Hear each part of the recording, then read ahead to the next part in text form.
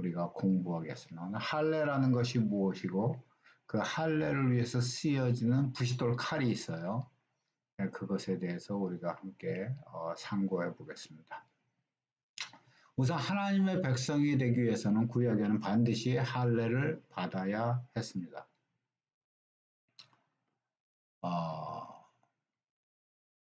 할례는 언제 받느냐? 출생 후에 남자아이가 태어났으면은 8째 되는 날에 제8일에 할례를 받아야 됩니다. 할례를 받는다는 뜻이 무엇이냐? 피를 흘려야 된다는 것이죠. 육체에 어린 남자아이 성기의 그 포피, 제일 끝에 부분 포피가 이제 잘려져서, 그러니까 오늘날로 말하면 포경수술이나 같은 거죠. 네, 그래서 피가 흐르고 아픔이 있죠. 아이가 자지러지게 아프죠. 오늘날 같이 뭐 마취를 하고 해도 아플 텐데, 당시에는 마취도 뭐 어떤 이파리 가지고 뭐 했겠죠.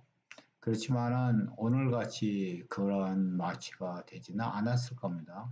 또 많은 경우에서는 대단위로 할 때, 그때는 뭐 마취약이 어디 있겠어요. 그래서, 굉장히 고통을 당하는 그런,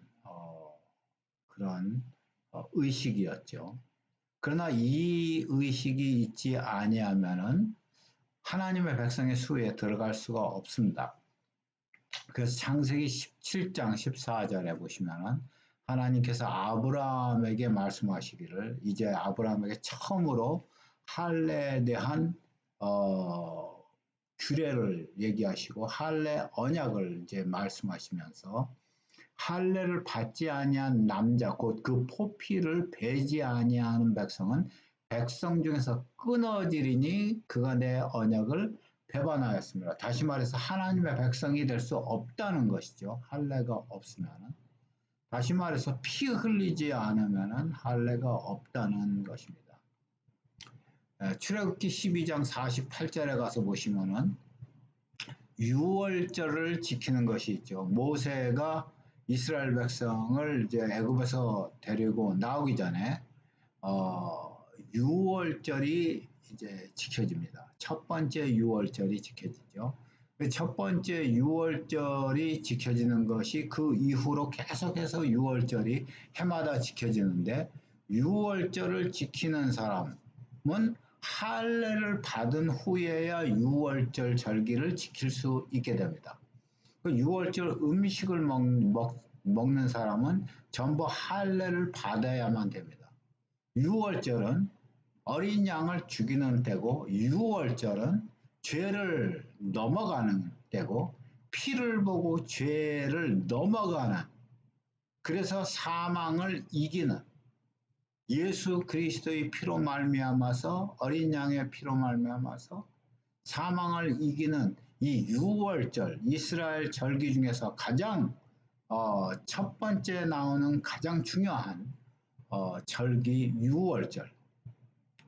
이것이 할례를 받지 아니하면은 유월절을 지킬 수 없는 것이죠.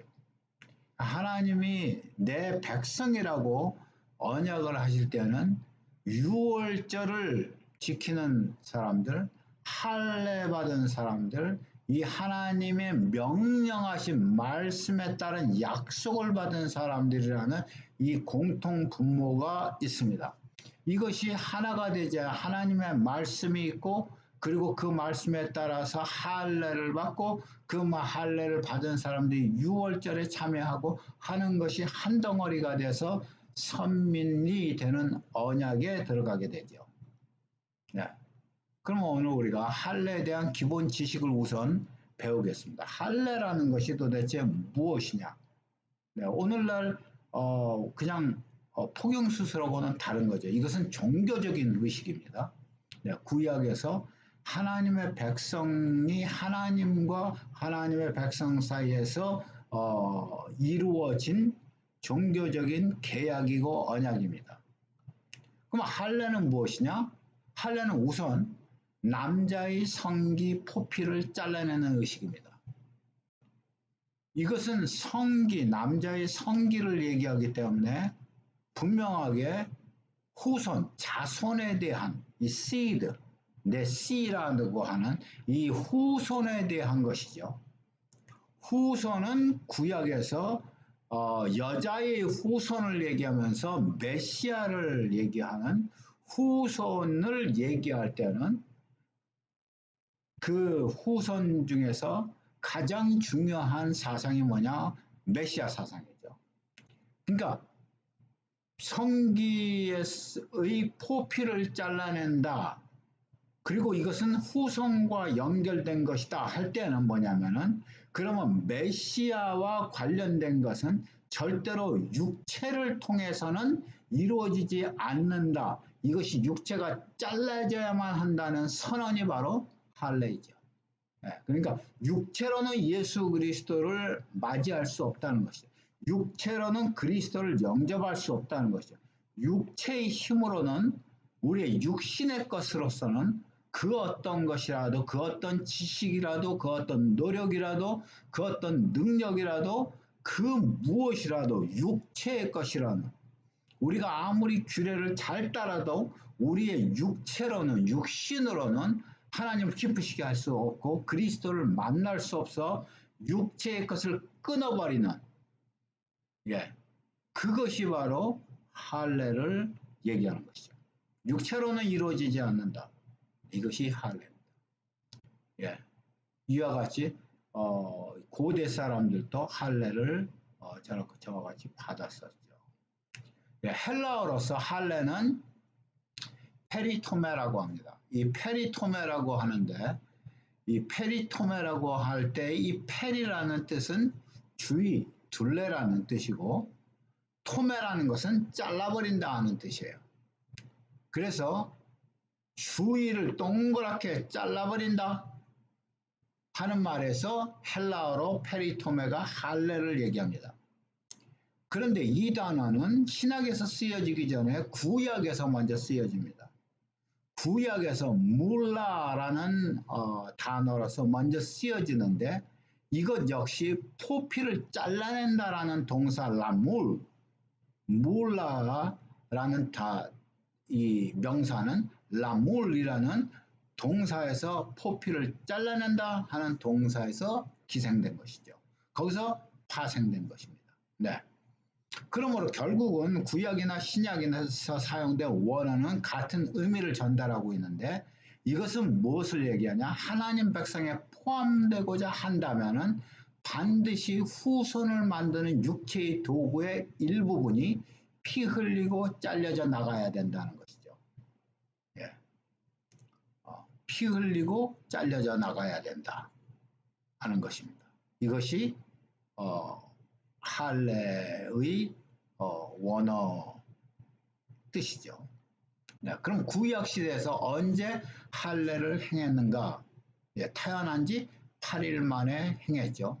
물론 첫 번째 할례를 할 때는 하나님이 아브라함에게 얘기하시고 또 이제 이렇게 광야에서 시간이 애굽에서 430년 동안 포로 생활을 하고 노예 생활을 할 때에는 할례를 못 받고 또 바벨로니아 이런 데서 포로 생활할 때 할례 못 받았을 때 또 이스라엘이 부패되고 그럴 때 오랫동안 할례 의식이 없었을 때 그럴 때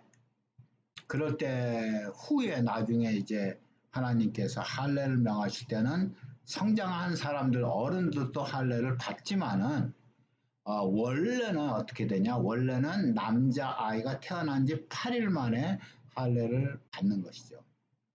오늘도 출생한 지 8일에 이스라엘 사람들은 이와 같이 할례를 행하고 있습니다. 할례를 행하는 특별한 그 랍비들이 있죠.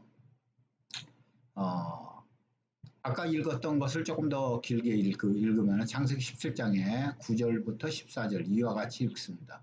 하나님이 또 아브라함에게 이르시되 그런즉 너는 내 언약을 지키고 내 후손도 대대로 지키라.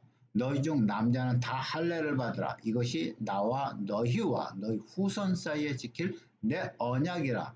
너희는 양피를 베어라. 이것이 나와 너희 사이의 언약의 표징이니라. 다시 말해서 양피를 베는 것이, 잘라 버리는 것이, 육체의 한 부분을 자르는 것이, 이것이 전체적으로 무엇이냐? 예를 들어서 11조를 드리는 것은 10분의 1은 당신의 겁니다 라고 드리는 것이 아니라 내 모든 재물은 다 주님의 것입니다 하는 표시로서 10분의 1을 드리는 거죠. 마찬가지로 양피를 잘라내는 것은 그것은 내 몸 전체는 주님의 것입니다. 이것은 내 것이 아닙니다. 이것은 세상에 속한 것이 아닙니다 하고 잘라버리는 것이죠. 네, 그래서 이것이 하나님과 이스라엘 사이에서 대대로 지켜야 될 언약이 되는 것이에요. 되도록 남자는 집에서 난 자나 혹은 너희 자손이 아닌 이방 사람에게서 돈으로 산 자를 물어나고 너희 가족에 포함되어 있고 너희 집에 포함되어 있으면 태어난 지 8일 만에 할례를 받게 하라 하는 말이죠. 너희 집에서 난 자든지 너희가 돈으로 산 자든지 할례를 받아야 하리니 이는 내 언약이 너희 살에 있어 영원한 언약이 되려니와 할례를 받지 아니한 남자 곧 그 양피를 베지 아니하는 자는 백성 중에서 끊어지리니 그가 내 언약을 배반하였음이라 하는 말이죠. 네. 이스라엘 사람들 혹은 또 다른 성경 해석하는 사람들이 잘못 해석할 때가 있습니다. 이스라엘 사람들 완전히 잘못하고요. 그것이 뭐냐면은 할례를 받은 것이 육체 한 부분을 끊어버리는 것이 그래서 하나님과 언약의 사람이 된다는 것이 그것이 육체에 나는 할례 받은 자다 하는 육체의 자긍 그것을 자랑하는 것으로서 나는 할례 받은 것이다.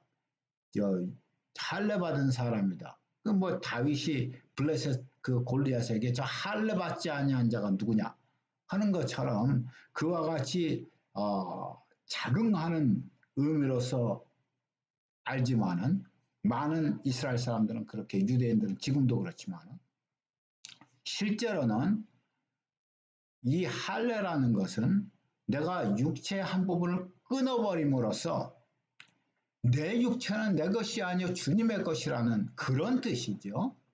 네, 내 육체로서는 나로서는 내 육체를 가지고 아무리 내가 부부로서 합방을 하고 내가 자식을 낳는다 하더라도 그것으로서는 내가 하나님의 백성을 생산할 수가 없습니다. 나는 내 육체는 할례 받아야 되고 피 흘려야 되고 죽어야 되는 것이고 하나님과 다시 살아나는 것이야만 내가 하나님의 백성을 생산할 수 있다는 그러한 고백이 할례에 있는 것이죠. 그것을 우리는 잘 모르고 지금까지 할례 받은 사람들은 뭐 이렇게 선민이고 하나님의 백성이고 이러한 자긍하는 면이 있었습니다. 네, 성경을 바로 해석했으면 참 좋겠는데 유대인들에게는 아직도 눈이 감겨져 있죠. 왜 8일 만에 할례를 받아야 되냐? 왜 출생한 지 8일에 피를 흘려야 하느냐? 막 새 생명이 태어나가지고 이제 8일밖에 안 된 이 새로운 생명이 죽음을 상징하는 피와 무슨 상관이 있는가 하는 것이죠. 우리가 지금까지 잘 몇 번 수없이 배웠지만 8은 예수님의 숫자예요. 8은 예수님의 숫자, 즉 약속의 메시아의 숫자죠. 이 예수의 숫자와 8은 새 언약, 예수의 새 언약의 피의 숫자예요. 다시 말해서 새 생명은 이제 막 태어난 새 생명은 8일째 되는 날 예수의 메시아의 새 언약의 피의 숫자로 다시 말해서 새 생명은 오직 예수의 보혈로만 태어난다. 새 생명은 오직 예수의 보혈로만 자라야 그것이 하나님의 백성이라는 그 의미예요. 그것이 할례입니다. 우리가 수없이 많이 이걸 했죠. 다시 한번 하겠습니다. 마태복음 1장 21절에 아들을 낳으니 이름을 예수라 하라. 이는 그가 자기 백성을 저희 죄에서 구원할 자이십니다. 예수라는 뜻은 구원이라는 뜻이죠. 이 예수라는 이 글자가 헬라어에서 이에수스로 합니다. 이에수스가 이렇게 쓰여집니다. 예수라는 이름이 이렇게 쓰여지고 이 쓰여지는 이 숫자를 다 더하면은 헬라어나 히브리어는 글자마다 숫자를 가지고 있죠. 이 숫자를 다 더하면은 예수라는 이름은 888을 갖습니다. 다시 말해서 예수님은 8은 예수님의 숫자예요. 7이 다 끝나고 하나의 7이라는 안식이 다 끝나고 새 안식이 되는 하나의 세상 창조가 끝나고 새로운 세상을 창조하는 8은 예수님의 숫자입니다. 그래서 이렇게 예수님의 숫자인 이 8일에 새로 태어난 아이가 제8일에 할례를 받는다는 것은 이것은 예수 그리스도의 보혈로만 새 생명은 하나님의 백성이 될 수 있다 하는 것이에요. 여기서 할례가 들어가는 것이죠. 그래서 이삭이 이 아브라함의 아들 이삭이 첫 번째로 태어난 지 8일 만에 하나님의 명령대로 할례를 받았습니다. 이삭이 가장 먼저 할례를 받았죠. 8일 만에 첫 번째 사람이 되었습니다. 왜 그런가? 이삭은 그 아버지에게는 하나님이 보시기에 이삭은 예수님을 예표하죠.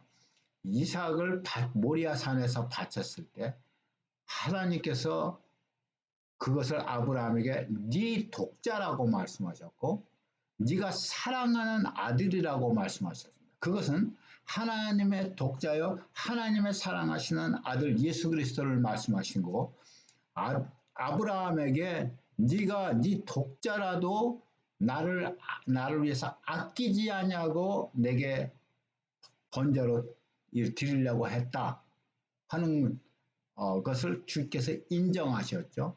그래서 하나님께서 아끼지 않냐고 우리를 위해서 제물로 십자가에서 번제로 우리를 위해서 주신 하나님 아버지를 이삭은 상징하죠. 그러므로 이삭이 첫 번째 8일 만에 할례를 받은 사람이 되는 것이죠. 그래서 이 이삭의 예표를 보면은 이삭은 할례를 받은 8일 만에 할례를 받은 첫 번째로 참 하나님의 백성이 되고 영원한 언약에 들어간 사람이 되죠. 이 이삭을 어서 번제로 드리려고 그랬냐? 모리아산이죠. 모리아산은 어떤 산입니까? 예루살렘 산이요. 예루살렘 성전이 있었던 산이죠. 그것이 모리아산이죠. 다시 말해서 그 모리아산은 하나님이 준비하신, 하나님이 예비하시리라 한 하나님이 준비하신 속죄. 그곳에서 예수 그리스도께서 십자가를 지셨죠. 네. 그럼 구약 시대에서는 무엇으로 할례를 행했나? 오늘 우리가 부싯돌과 할례에 대해서 얘기할 때 이 할례는 무엇으로 행했느냐? 오늘날은 뭐 여러 가지로 행할 수 있지만 부싯돌로 하지는 않죠. 근데 고대 이스라엘에서는 부싯돌 칼로 할례를 행했습니다. 부싯돌 칼은 이와 같죠. 여호수아 5장 3절에 보시면은 여호수아가 부싯돌로 칼을 만들어 할례산에서 이스라엘 자손들에게 할례를 행하니라 그랬어요. 길갈에서 할례를 행합니다. 이제 여리고를 눈앞에 두고 할례를 행하는데 이 할례를 행할 때 뭘로 행하는가? 부싯돌로 칼을 만들어서 부싯돌 칼로 합니다. 그러면 예리하게 갈기는 갈겠지만 오늘같이 날카롭고 하는 그러한 칼은 아니죠. 부싯돌로 칼을 갑니다. 근데 여기서 지금 우리가 생각해야 될 것이 부싯돌 칼이라는 이것이요. 이 히브리어로 이것을 얘기하면요. 헤렙주르라고 합니다. 헤렙주르. 이 헤렙주르라는 말이 뭐냐? 부싯돌 칼이에요. 예, 헤렙이라는 말은 부싯돌, 칼이라는 말이고요. 쭈르라는 말이 부싯돌이라는 말입니다. 그런데 여기서 우리가 한 가지 알아야 될 것이요. 헤렙은 뭐와 똑같은 말이냐면 호렙하고 똑같은 말입니다. 똑같이 쓰여집니다. 모음만 여기 붙으면 이게 호렙이 됩니다. 그리고 쭈르라는 말이 무엇이냐 하는 것을 제가 설명드리겠습니다. 여러분 혹시 이게 요세미츠에 있는 요세미츠에 있는 거대한 바위 이름이 뭐더라? 엘 캐피온인가 엘 캡티온인가 그래요. 이 어마어마하게 큰 이런 바위들이 많습니다. 거기 가시면은 제가 갔다가 너무 깜짝 놀라가지고 얼마나 큰 바위들이 있는지 거대한 절벽을 형성하는 그런 바위예요. 그래서 쭈르라는 말이 뭐냐? 여기서 헤렙 쭈르, 부싯돌이라는 말. 쭈르가 절벽을 말합니다. 그러면서 반석을 말해요. 그 사무엘하 22장 3절에 보시면은 내가 피할 나의 반석의 하나님이시오 할 때 엘로헤이 쭈리 해서 나의 반석의 하나님 쭈르가 여기서 나와요.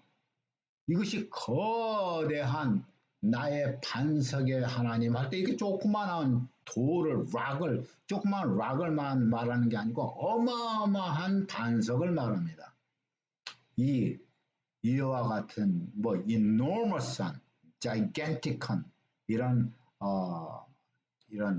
반석을 얘기하죠.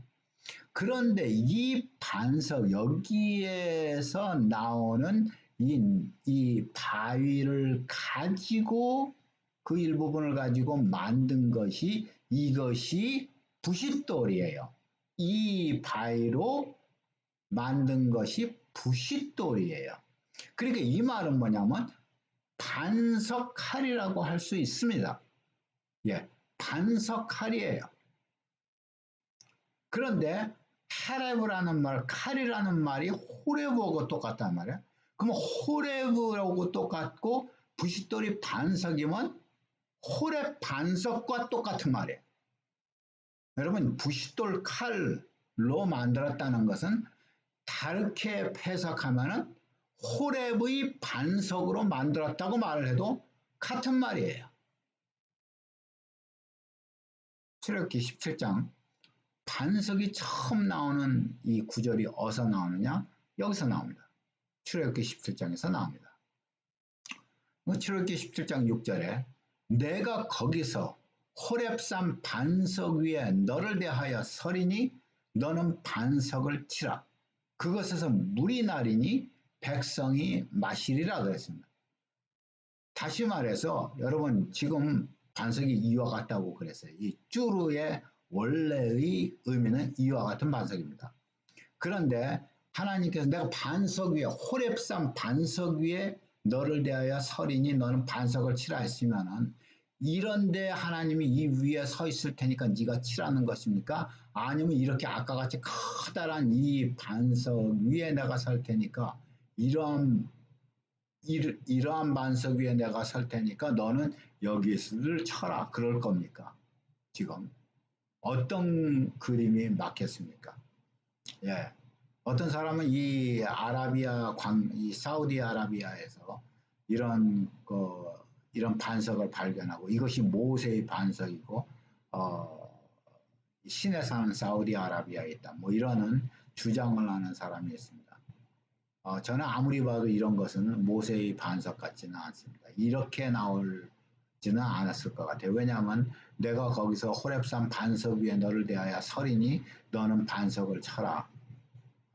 이건 좀 그런 것 같지가 않아요. 이것이 훨씬 더 나을 것 같습니다.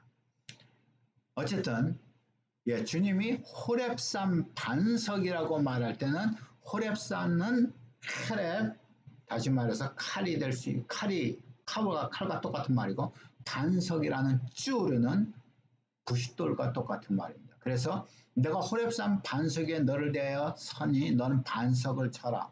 내가 부싯돌 칼 거기에 있을 터니 너는 부싯돌을 쳐라. 그럼 거기서 물이 나오니 백성이 마시리라.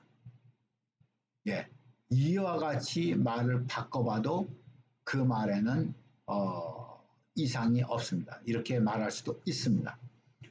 우리가 할례를 행한다 할 때 호렙산 반석을 쳤는데 나무를 가지고 지팡이를 가지고 쳤는데 반석이 깨어지고 거기서 생명수 같은 강이 나와서 사람들을 그 많은 사람들을 마시게 합니다.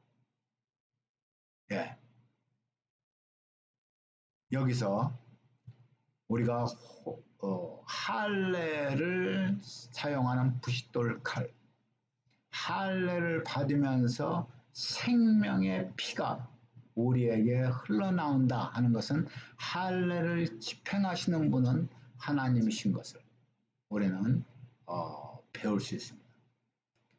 시편 78편 15절에 광야에서 반석을 쪼개시고 깊은 수원에서 나는 것 같이 저에게 물을 흡족히 마시우셨으며, 다시 말해서 이것은 일반적인 물도 아니고 일반적인 반석도 아닙니다. 하나님은 반석이라 했는데 그 반석이 쪼개진 것입니다. 그 반석이 쪼개진 것이에요. 우리를 위해서 하나님은 나의 구원이시오 나의 반석이시오 하는 구원, 예수라는 예슈아 구원, 반석 주, 하나님이 구원이시오 나의 방패시오 나의 반석이신 이 하나님, 다시 말해서 예수 그리스도께서 당신이 반석이시고 구원이신 그분이 우리를 위해서 쪼개지신 거예요. 이것이 할례를 행하는 부싯돌 칼에 할례를 행하는 때마다 예수 그리스도께서 쪼개지시고 생명의 물이 흘러나온다는 이것이 함께 연결되어 있는 것이죠. 반석은 하나님이시오. 그 반석이 광야에서 이스라엘 백성을 따른 반석은 그리스도라고 얘기했던 것처럼 그것은 그리스도를 얘기하는 것이죠. 쪼개짐은 그 쪼개짐을 통해서 생명의 강이 흐르고 주님이 몸이 쪼개지시고 휘장이 쪼개지면서 그러면서 생명의 강이 흘러나오는 것이잖아요.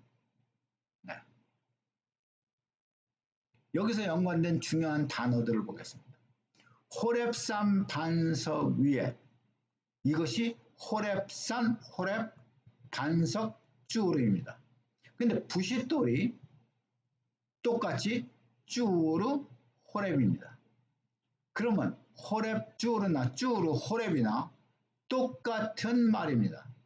이것을 쳐서 호렙산 반석도 치고 부싯돌로 육체를 쳐서 그래서 물이 나오는데 호렙산 반석에서 물이 나오는데 백성이 마시는 물이 나오고 그것이 깊은 수원에서 나오는 물이 나오고 그것이 깨질 수 없는 반석에서 거대한 반석에서 물이 나옵니다.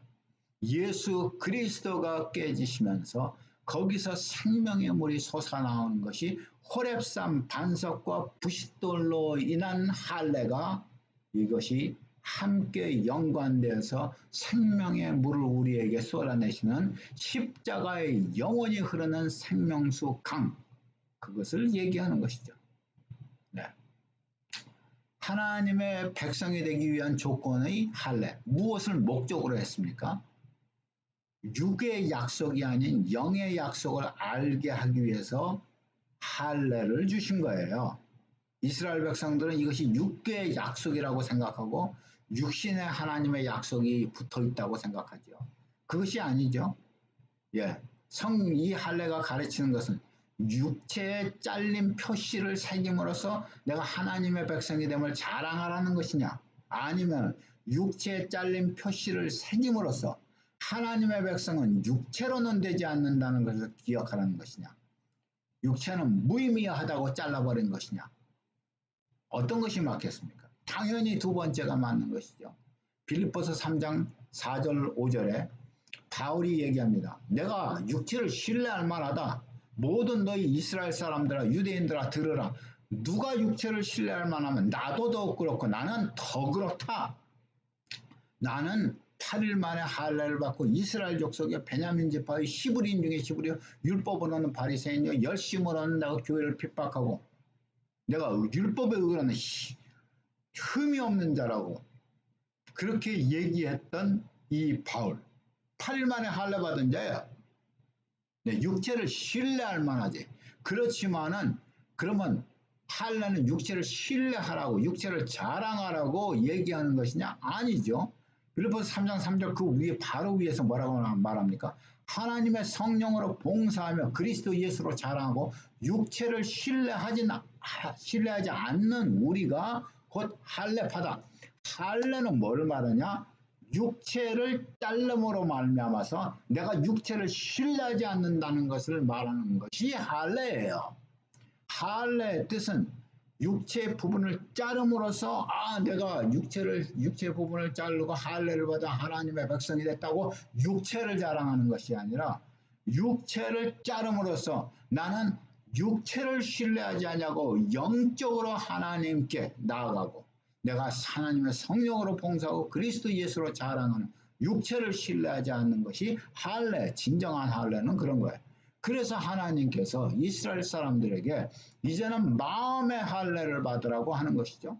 내 하나님 여호와께서 내 마음과 내 자손의 마음에 할례를 베푸사 너로 마음을 다하며 성품을 다하며 내 하나님 여호와를 사랑하게 하사 너로 생명을 얻게 하시기를 원한다. 할 때 우리가 마음을 다하고 생명을 다하고 성품을 다하고 우리가 어떻게 정성을 다하고 힘을 다하여 하나님을 사랑할 수 있습니까? 그 길은 한 가지밖에 없어요. 그것은 마음의 할례를 받아야 되는 것이죠. 네, 육체의 할례만 받아가지고 아무 소용이 없는 것이에요. 예레미야 4장 4절 그래서 유다인과 예루살렘 거민들아 너희는 스스로 할례를 행하여 너희 마음 가죽을 이제 베어라. 너 하나님께 속하라. 예, 육체 할례만 받아가지고는 유다인과 예루살렘 거민들 전부 다 할례를 받은 사람들이죠. 그래가지고는 하나님께 속할 수가 없다. 너희가 마음 가죽을 베어라. 그렇지 않으면 너의 행악을 인하여 나의 분노가 불같이 발하여 사리니 그것을 끌 자가 없으리라. 네. 진정한 할례는 무엇이냐? 진정한 할례는 마음의 할례, 영의 할례죠. 그것이 진정한 할례입니다. 그러므로 로마서 2장 28절 29절은 뭐랍니까? 표면적 유대인이 아니요 표면적 육신의 할례가 아니라 오직 이면적 내면적인 유대인이요 할례는 마음에 할 것이요 영에 있고 율법 조문에 있지 아니한 것이라. 할례는 어떤 것이냐? 마음에 하는 것이란 말이죠. 예, 로마서 9장 7절 8절에 뭐라고 말합니까? 또한 아브라함의 씨가 다 그 자녀가 아니라 오직 이삭으로부터 난 자라야 내 씨라 칭하리라 하였으니 그 육신의 자녀가 하나님의 자녀가 아니라 약속의 자녀 오직 약속의 자녀가 씨로 여기심을 받느니라. 그래서 육신으로 말미암아서 하나님의 자녀가 되는 것이 아니란 말이죠. 마음의 할례를 받은 사람들 약속의 자녀가 되어야 한다는 것이죠. 결론적으로 그러면 이 할례가 가르치는 것은 무엇입니까? 할례가 가르치는 것은 육체에 잘린 표시를 새김으로써 할례를 받음으로써 육체는 하나님의 자녀가 되는 그래서 하나님의 자녀가 되는 것이 아니다. 오히려 이 육체에 자름으로써 그래서 할례를 가진 표시는 무엇이냐? 이것은 육체를 신뢰하지 말아야 된다는 표시란 말이죠. 마음의 할례를 받아야 돼서 참으로 영적인 하나님의 자녀가 되기 위해서는 마음의 할례를 받고 속죄의 메시아를 믿어야 된다. 그래서 새 생명이 태어나고 8일 예수의 숫자인 8일에 예수 그리스도의 피가 상징되는 할례 호렙산의 반석 그 할례 거기서 반석이 깨지고 생명수가 나오는 그 할례 8일 만에 할례를 받아야 된다 하는 것이 지금 결론입니다. 네, 할례와 오늘 부싯돌에 대해서 얘기했습니다. 네, 조금 일찍 끝났죠? 예, 오늘은 여기까지 하고 공부를 마치겠습니다.